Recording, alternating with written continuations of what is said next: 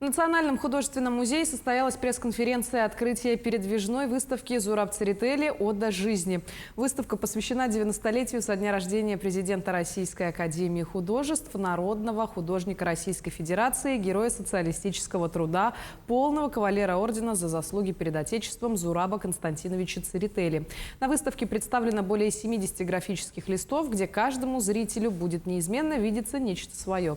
Картины мастера обладают ярким характером, совмещая в себе разные стили и направления.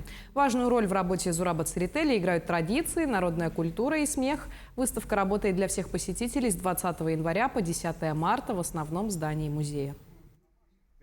Я очень рад, что в Якутск добралась графика Зураба Константиновича Церетели. Главная мысль была в том, чтобы показать то, что является фундаментом для любого художника. Мы показывали ее в Улан-Баторе, в Улан-Удэ, во многих других городах. К каждой работе нужно подходить как к новелле. Это рассказ. Зураб Константинович очень хороший рассказчик.